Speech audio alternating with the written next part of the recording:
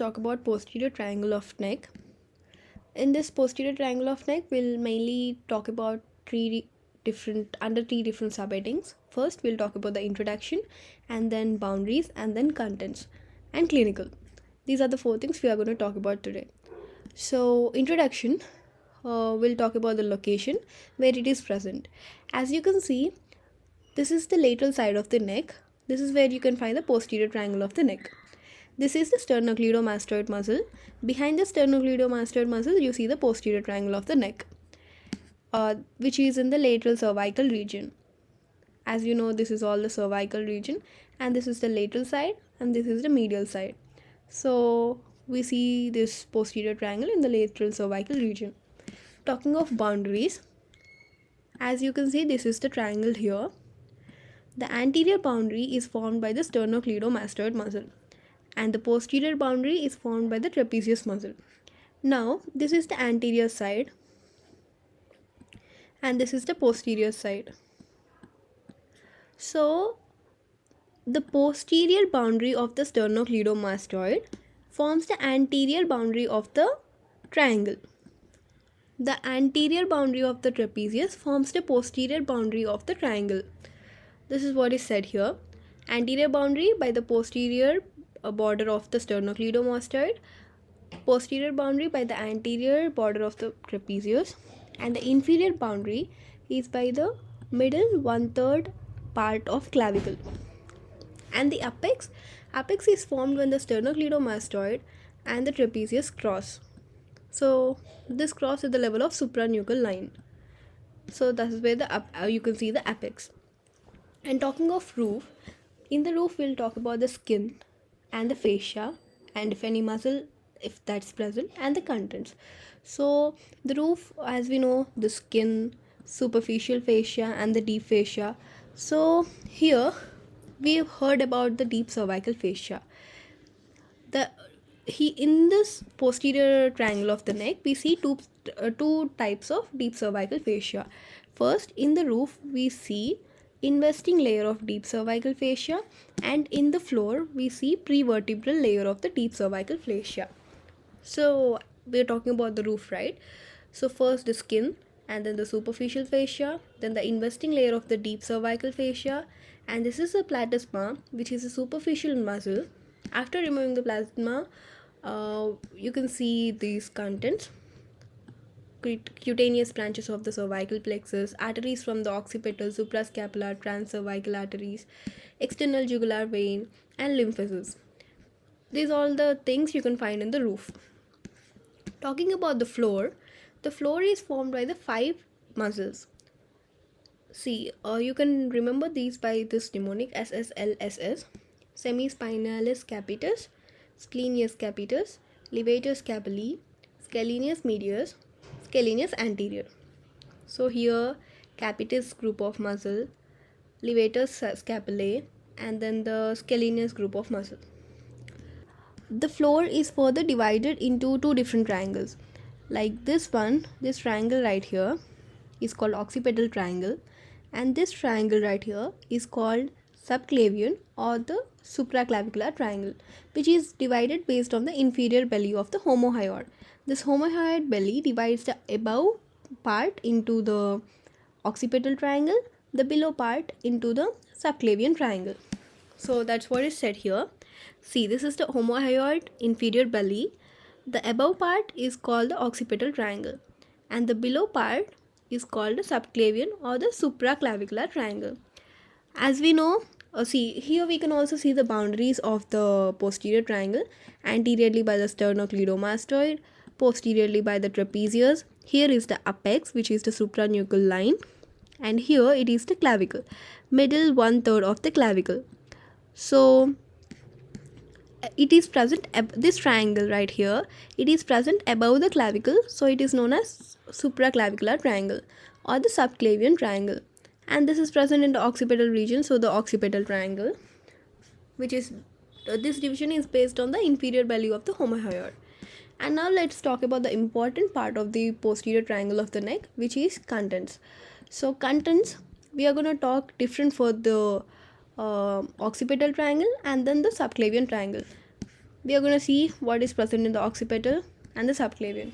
So here is the mnemonic CT DOSA.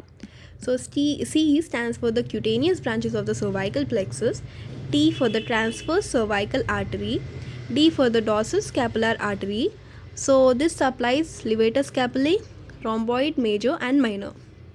And O stands for the occipital artery. Of course, this is the occipital triangle, so occipital artery will be there. And S stands for the spinal accessory nerve, and lymph nodes are also present. So as this is the occipital triangle, one content you're surely going to remember is occipital artery. And then using this mnemonic, you can remember the other contents too. Suppose C is the cervical plexus cutaneous branches, T is transverse cervical artery, dorsal scapular, occipital artery, spinal accessory artery, and A is nothing, like just it's there. And also the additional thing you're going to remember is lymph nodes. Now talking about subclavian triangle or the supraclavicular triangle. It's better you remember both of these names. It's easy because you're going to find these two contents in this area. So I use the mnemonic bless. So using this you can remember these contents in the subclavian triangle. B stands for the brachial plexus. L stands for the long thoracic nerve. Long thoracic nerve supplies serratus anterior muscle. And then E stands for the external jugular vein. SS stands for the subclavian artery, subclavian vein, subclavian nerve. And the other S stands for the supraclavicular artery, supraclavicular vein, and supraclavicular nerve. So now this is the diagram you're going to draw for the contents of the posterior triangle of the neck. As you can see, this is the mnemonic SSLSS we used to remember the 5 muscles of the posterior triangle of the neck. The first S stands for the semispinatus capitis. This is the spinatus capitis. This is the levator scapulae. What are you going to remember whenever you say levator scapulae is basically dorsal scapular nerve. And there is another nerve, long thoracic nerve. You should remember it with the serratus anterior. So whenever you see the long thoracic, the word that should come to your mind is serratus anterior, and whenever you see the levator scapulae, the word that should come to your mind is dorsal scapular nerve. And then the next one is scalenus medius, and here it is the scalenus anterior.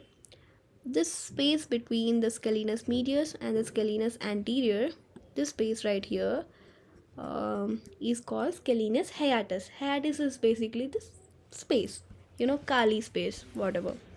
So talking of contents, as you can see, this homohyoid muscle divides the triangle, this posterior triangle, into the further 2 triangles.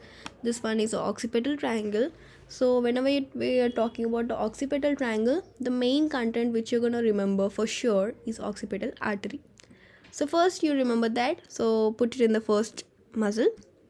S is semispinatus capitis. You can see the occipital artery. And then coming to the second muscle, spinalis capitis, you cannot find any content here, but you can see this cervical plexus, which is in the levator scapulae. It gives many cutaneous branches, out of which one passes through the spinalis capitis. Okay, what are we gonna say whenever we see the levator scapulae is dorsal scapular nerve, right? So this is the levator scapulae.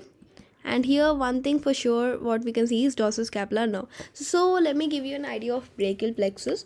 There are 2 nerves which you should remember from the brachial plexus. One is the dorsal scapular nerve,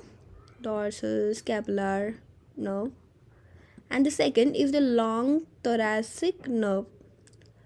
So the dorsal scapular nerve is for the levator scapulae and the long thoracic is for the serratus anterior. Okay. So the brachial plexus gives off a branch which is the dorsal scapular. This actually nerves, it goes to the levator scapulae. This is wrongly drawn in the diagram, so this is the correct diagram. So one thing, the content of the levator scapulae is the dorsal scapular nerve.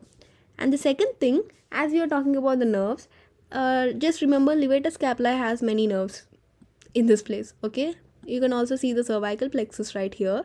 It gives many cutaneous branches here. So that's the second one. And the third one is spinal accessory nerve. So we can see three nerves in the levator scapulae. Coming to the scalenus medius. In the scalenus medius, we can find this one artery, transverse cervical artery, which comes through the hiatus and ends in the scalenus medius.